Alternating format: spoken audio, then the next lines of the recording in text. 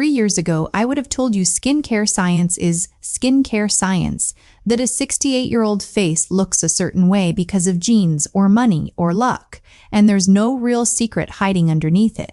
I believed that all the way up until the morning I stood in a small tea shop in Kyoto, waiting for the owner to finish with another customer. And I genuinely could not tell if the woman behind the counter was 50 or 70.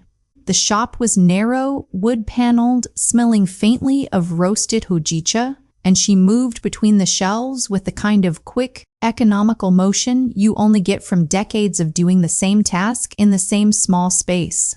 It wasn't until she turned toward the light near the window that I really looked at her and realized I had no idea what decade to place her in. I asked her, half joking, through the friend who was translating for me. She laughed, not the practiced laugh of someone who gets asked this constantly and has a rehearsed answer ready, an honest, slightly embarrassed laugh like the question surprised her. And what she said next is the reason I'm making this video. She said she didn't do anything unusual. No procedures, no imported creams, nothing that cost money. And when I pushed, because I didn't believe her, not really, she paused, thought about it properly for the first time, and told me about something she did every single morning before opening the shop. Something so small she'd never once considered mentioning it to anyone, because to her, it wasn't a beauty routine. It was just what she did before the day started. I'm going to tell you exactly what that was. But if I tell you right now, you'll dismiss it. Because on its own, it sounds too small to matter. It sounds like nothing. And that's exactly what I thought standing in that tea shop until I went home and started reading the actual research behind it and realized the reason it works has almost nothing to do with what she was doing, and everything to do with what she'd trained herself decades ago to stop doing. So here's what I want to walk you through. The 3 things she and most women around her had quietly unlearned long before I ever met her. Because that one morning habit I promised you doesn't mean anything in isolation. It only works because of what comes before it. I didn't understand that in the moment either. I nodded, politely thanked her, and it wasn't until I was on the plane home, turning the conversation over in my head, that I realized I'd been handed something I almost dismissed as small talk. Stick with me to the end, because the payoff is worth it. I promise you'll never look at your own mornings the same way again. Pillar number 1, the war against doing too much. Here's the thing that struck me first. Once I started paying attention to it, the bathroom shelves I saw in Japan were nothing like the ones I was used to at home. Not empty, just quiet. 2 or 3 bottles, at most, where a Western routine might have 8 or 9. And when I asked about it, nobody described this as minimalism. It was just described as not doing more than the skin needs.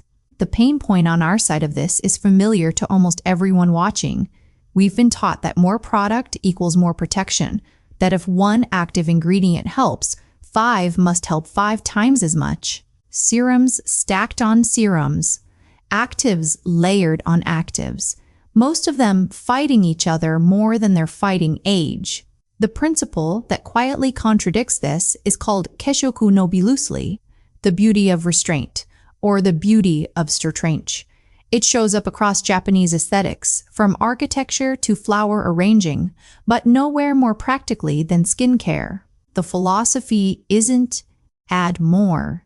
It's add only what the skin can actually absorb and use, and protect its barrier above almost everything else. Here's what this is not. It is not doing nothing, and it is not minimalism for its own sake. What it avoids is the habit of over-exfoliating and over-acidifying skin in pursuit of instant, visible results. The science behind this is well documented. The skin barrier, the stratum corneum, is a physical wall made of cells held together by lipids, and every time it's stripped, by harsh actives used too often, the skin loses water, becomes inflamed, and actually accelerates the very aging it was supposed to prevent, a process dermatologists call barrier dysfunction. Researchers, including dermatologist James Q. Del Rosso, have written extensively on how a compromised barrier speeds up fine lines, redness, and sensitivity, the exact symptoms people are chasing when they over-apply actives in the first place. There's a second layer to this I didn't expect. Restraint also applies to sun exposure, not as fear, but as habit. Wide-brimmed hats, parasols, long sleeves in summer heat. None of it read as eccentric there.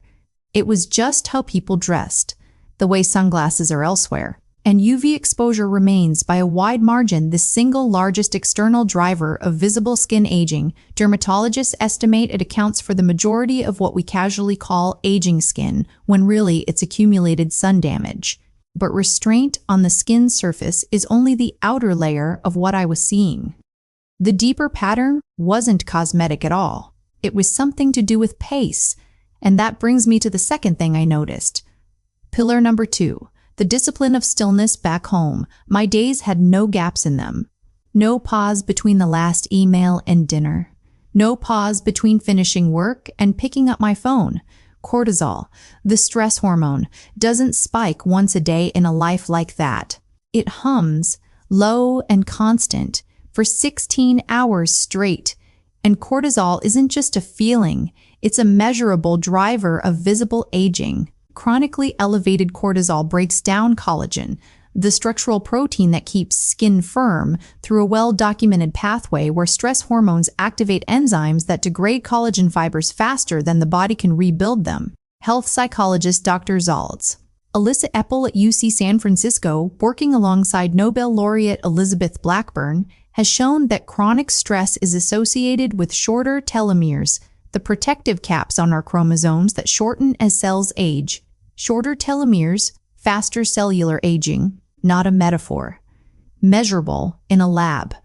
What I noticed in Japan was a concept called ma, the meaningful space between things, not empty time, not wasted time, deliberate pause. It shows up in a tea ceremony's silences, in the negative space of a painting, in the architecture of a home where empty rooms aren't unused, they're intentional. Applied to daily life, ma means protecting small gaps in the day, a walk with no podcast in your ears, a few minutes with no phone, no input, no task.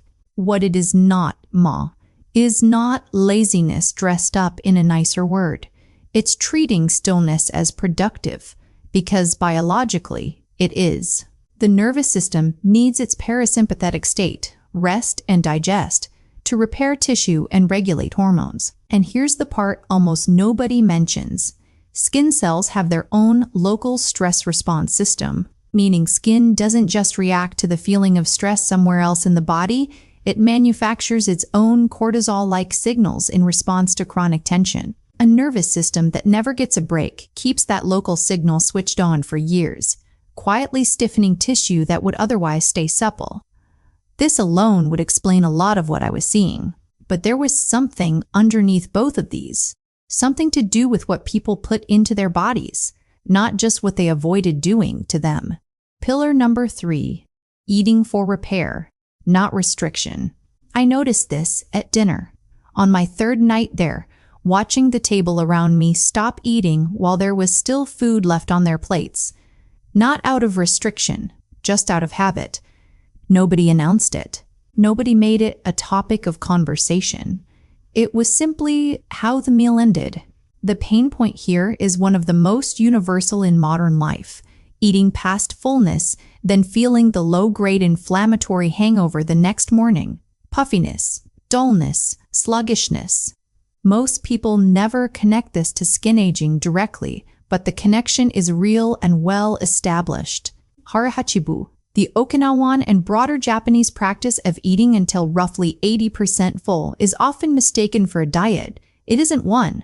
No calorie count, no macro tracking, no forbidden foods. It's simply a pause before the second helping, a habit of stopping while there's still a little room left. The mechanism behind why this matters for skin involves a process called glycation, when excess sugar in the bloodstream binds to collagen and elastin fibers, making them stiff and brittle instead of springy. It's the same chemical reaction that browns bread crust, happening slowly inside skin tissue, forming what researchers call advanced glycation end products, or AGEs. Chronic overeating, particularly of refined carbohydrates, increases this glycation load. Long-term research out of Okinawa, one of the world's original blue zones, has repeatedly found that populations eating closer to Hara-Hachibu levels show lower markers of oxidative stress and inflammation, both tied directly to visible skin aging. What this is not, it is not skipping meals, and it is not starvation wearing a nicer name. It's stopping at satisfied instead of stuffed. A habit so small it barely registers as a habit at all.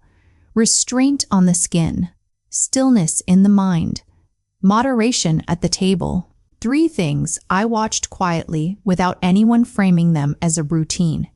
And still, none of them was the habit the tea shop owner described to me that morning. That one was smaller than all 3 of these combined, and it happened at one very specific moment of her day. Pillar number 4. The 90-second ritual. Here it is.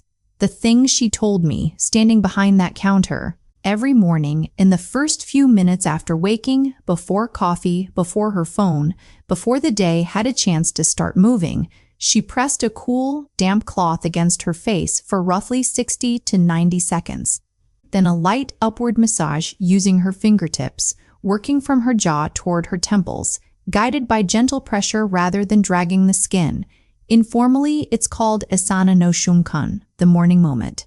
On its own, this looks like nothing. No product required. No expense. It takes less time than choosing an outfit. That's exactly why almost no one talks about it. It doesn't fit into a 9-step routine. It doesn't have a price tag, and it doesn't make for a dramatic thumbnail. But the mechanism behind it is real, and it's the same reason facial massage has quietly become a studied area in dermatological aesthetics. Overnight, fluid pools in facial tissue. This is why faces look puffier first thing in the morning.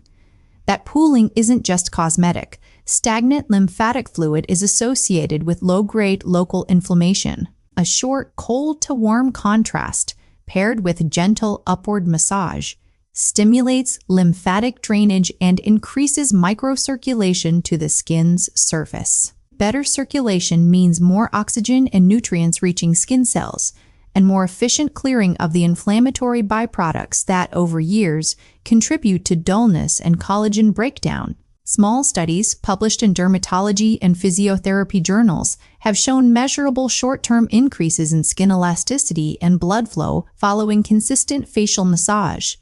But the deeper reason this habit mattered to her wasn't really the 90 seconds. It was what it represented, one protected moment, every single day, where she wasn't rushing, multitasking, or reaching for her phone before her eyes had even adjusted to the light. It was Ma, applied to the body. It was restraint, applied to the face. It was the physical proof that everything I'd noticed over the previous 3 days, the quiet skincare shelves, the unhurried pace, the plates left unfinished, was never 3 separate habits at all. It was one instinct, worn 3 different ways. That's the habit. 60 to 90 seconds. Every morning. Before anything else gets her attention first. I left that tea shop thinking about all the mornings I'd spent scrolling before I was even fully awake, and how none of it had ever felt like a choice. It just felt like what mornings were. Hers looked different, not because she had access to something I didn't, because she protected something I'd stopped protecting years ago without ever noticing I'd let it go. Youth, it turns out, isn't the absence of aging. It's the presence of attention, small, repeated, unglamorous attention, given daily instead of desperately, decades before anyone else notices it's missing. You don't need her tea shop, her genetics, or a flight to Kyoto. You need 90 seconds tomorrow morning before your phone, before your coffee, before the day gets its hands on you first. So tomorrow, when you wake up, will you give yourself that minute? Or will the phone get there first, like it always does? Let me know in the comments which of these 4 pillars surprised you the most. And if this changed how you'll spend tomorrow morning, subscribe, because next week I'm telling you what she told me about the evening version of this ritual, the one almost nobody survives long enough in their day to actually try.